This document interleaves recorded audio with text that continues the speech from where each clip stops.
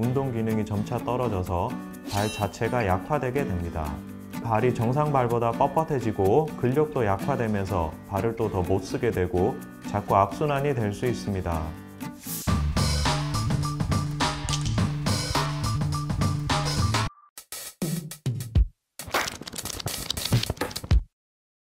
안녕하세요. 바른세상병원 이원영입니다.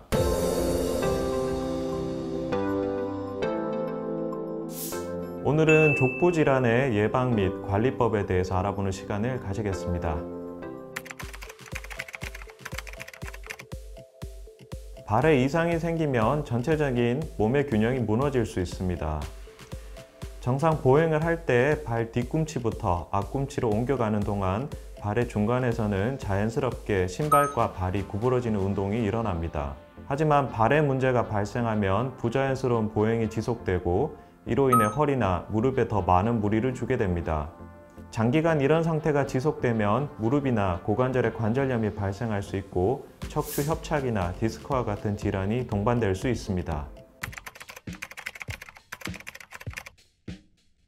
우리나라의 발 질환은 해마다 늘어나고 있습니다. 가장 많은 질환은 발목 관절염이고 그 뒤를 무지해반, 발목 터널 증후군, 평발이 잇고 있습니다.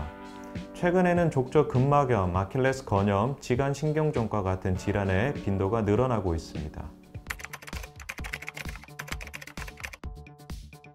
보통 아프지 않으면 발은 무시되는 경향이 있습니다. 통증이 있고 변형이 되어도 골절이 되지 않으면 그뿐, 참으면 된다고 생각하는 분들이 많고 아픈 것을 자꾸 참고 지내면 운동 기능이 점차 떨어져서 발 자체가 약화되게 됩니다. 그러면 발이 정상 발보다 뻣뻣해지고 근력도 약화되면서 발을 또 더 못 쓰게 되고 자꾸 악순환이 될 수 있습니다. 발에 불편함이 있으면 일찍 병원 치료를 받으시고 정상적으로 건강하게 걸을 수 있는 상태를 꾸준히 유지하는 것이 중요하다고 생각합니다. 발 건강에서 신발이 차지하는 비중도 큰 만큼 제대로 된 신발을 고르지 않으면 발이 금세 피로해지거나 무지해반과 같은 족부 질환이 발생할 수 있습니다. 적절한 신발을 고르기 위해서는 너무 꼭 맞거나 앞부분이 뾰족하고 끼는 신발은 피해 주셔야 하고 신발의 윗부분은 재질이 부드럽고 바닥은 패딩이 잘 되어 있으며 굽은 2.5cm에서 3cm 정도 높이로 충격 완화가 잘 되는 재질이 좋습니다. 하일의 경우 굽은 높고 앞볼은 좁은 형태로 장기간 착용 시 무지해반증, 아킬레스 건염, 발목 염좌 가능성이 높아 피하는 것이 좋습니다. 플랫슈즈의 경우 발의 쿠션감이 떨어지고 보행 시 발바닥으로 충격이 직접 전달되어 족저 근막염의 발생 가능성이 높습니다.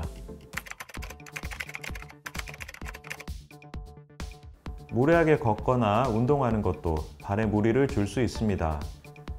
발 뒤꿈치 뼈의 전 내측과 5발가락 뼈를 이어주는 족저 근막은 발의 아치를 유지하고 발바닥이 받는 충격을 흡수하는 역할을 하는데 반복적인 운동으로 족저 근막에 미세한 손상이 일어나면서 염증이 발생하면 족저 근막염 증상이 나타날 수 있습니다. 또한 장기간의 운동이 누적되는 경우 뼈에 과도한 스트레스가 지속적으로 쌓여 중족골의 피로골절이 발생할 수 있습니다. 대부분의 피로골절은 초기 엑스레이 검사로 발견되는 경우가 드물고 MRI 검사를 통해 확인되는 경우가 많습니다. 정상적인 보행 패턴은 뒤꿈치가 먼저 땅에 닿고 자연스럽게 앞꿈치로 넘어가는 것이 맞습니다.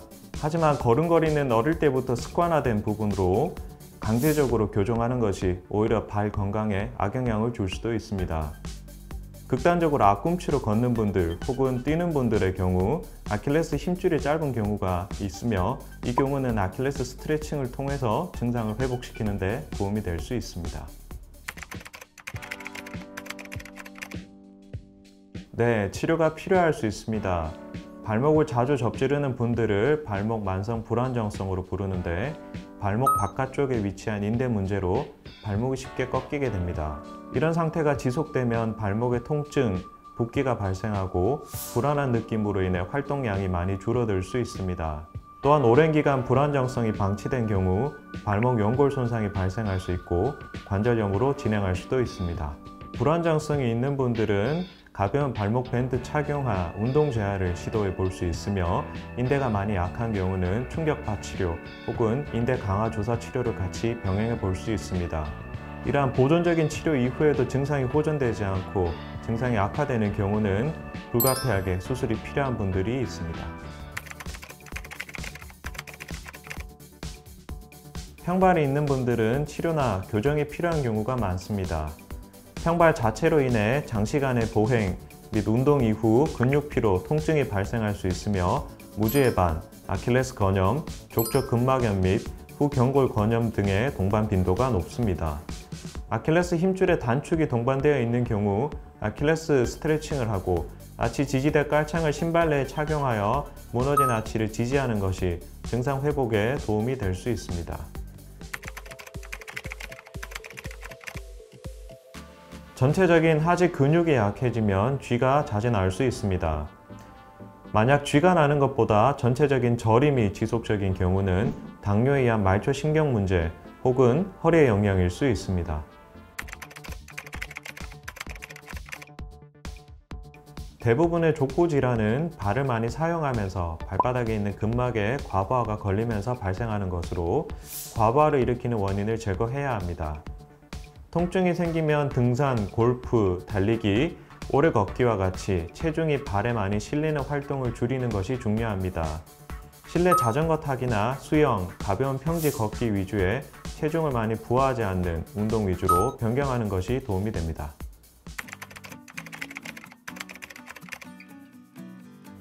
족부 질환의 대표적인 족저 근막염에 대하여 통증을 완화시키고 예방할 수 있는 방법 중에서 가장 효과적인 것은 아킬레스건과 발바닥 근막을 늘려주는 것입니다. 발바닥 근막에 대한 스트레칭은 앉은 자리에서 아픈 발을 반대쪽 무릎 위에 올려놓고 아픈 발과 같은 쪽 손가락으로 발가락 부위를 감아 발등 쪽으로 천천히 올리면서 발바닥의 근막이 단단하게 스트레칭 되는 것을 느끼면 됩니다.